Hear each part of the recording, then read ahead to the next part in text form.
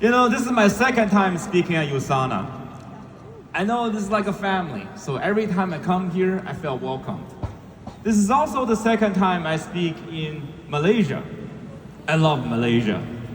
So, who's from Malaysia here? Anyone? All right. I love it here. Also, how many of you speak Chinese? 有会讲中文的吗？ All right. 很高兴我也会讲中文。待会儿结束之后跟我照相的时候，如果大家愿意跟我讲中文，我会很开心。So, I know this is USANA. Everyone loves it here. But you know what people don't love? Rejection. Well, I hope by the end of this talk, you will start loving rejection. That's my goal. 2 hands. Okay, put on 2 hands. On one hand is ambition. The type of goals you're trying to achieve in life.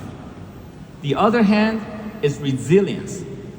It's the ability for you to keep going after even you get rejected. You can measure which one is higher and is lower. The thing is, our achievements don't reach the height of our ambition. They match the depth of our resilience. The goal of this talk is for you to raise your resilience so you can match your ambition, so you can achieve your goals. You can put down your hands now. Before I start, I'll tell you how I started. I grew up in Beijing, China. I had a pretty good childhood, but one day, my first grade teacher came up with this brilliant idea. Brilliant. That she wanted us to get holiday gifts, but also learn to praise each other at the same time. So she had all of us come to the front of the classroom. There were 40 of us. She said, why don't you just all go to the front? And then she bought all of us gifts and stacked them in the corner. She said, hey, why don't you guys say nice things about each other? If you hear a name called by someone else, you can go pick up a gift and sit down. What a great idea, right? What could go wrong? When it started, it was great. Every time I heard someone else's name was called, I'll be like, yay, great. Like, for example, Peter is a good student, or Mary is good at math, or Susie can sing really well, and they will go get a gift and sit down. I'll be like, yay, good for you. But when it's my turn, and then there were 20 people left, and 10 left, at the end, there were only 3 kids left. That's where the praise stopped, just silence. And guess what? I was one of them. At that moment, I didn't want to give anymore. I didn't want to praise anymore. I just want to sit down. I had no idea why no one was saying anything nice about me. I thought that was cool. I thought I was a popular kid. Then I saw the 2 kids standing next to me. I knew otherwise because I hated those 2 kids. And the teacher, she was freaking out. She was like, oh my God, will anyone say anything nice about these people? No? All right, why don't you just go grab a gift and sit down? What does it say about you? You know, you guys behave better next year, so someone will say something nice about you. You know, that's me describing this. It's like it happened to me yesterday, right? Ever since that day, I would just die not to be in that situation again, getting rejected in public. But that's only one version of me. The other version of me, I had a lot of ambition. Oh yeah, I did have a lot of ambition. I want to do amazing things. When I was 14, I met this guy. Do you know who he is? Okay, you want to shout it out? Bill Gates. Bill Gates, that's right.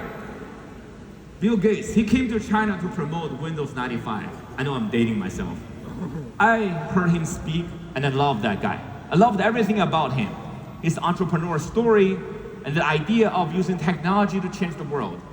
So that night I wrote a letter to my family telling them, hey, don't worry about me. I got my life figured out. By age 25, I'll build the biggest company in the world and I'll buy Microsoft. Okay? I didn't make this up. I did write that letter for, my family kept the letter for me all those years. They sent it to me when I was 30. They're like, have you done this?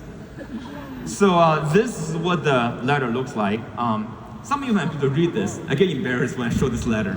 For those of you who don't know, who can't read Chinese, don't worry about it. It's not really beautifully written. You know, Chinese is better looking than this.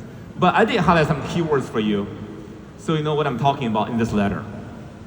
In that letter, I also mentioned someday I want to go to the United States to fulfill that dream.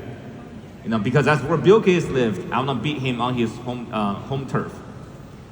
And 2 years later, I had my chance to go to the United States as a high school student. When they called me, and by the way, growing up, when I think about America, I look at America through the lens of Hollywood movies. This is my favorite movie. And you have seen this movie before? No. True Lies? Okay. Those of you who haven't, if the only thing you take from this talk is go watch True Lies, your life will be better. It's a great movie. In that letter, Arnold Schwarzenegger, there was a scene, he was chasing bad guy, riding on a horse, jumping between buildings. I was like, this is so beautiful. If that's America, that's where I need to be.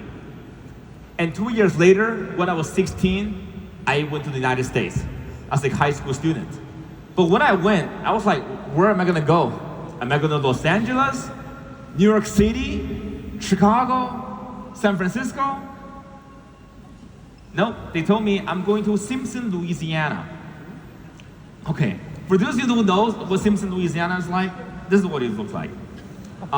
This is the hometown Simpson, that's it. I got this on Google. It's just like that. There were cows than people in that town. And I'm like, okay, this is a different America than I thought. But it's okay, I'm gonna start small, and someday I'll make it big. Like this great entrepreneur, starting from a small town that made it big. That was when I was 16. And then fast forward another 14 years, when I woke up, I was 30.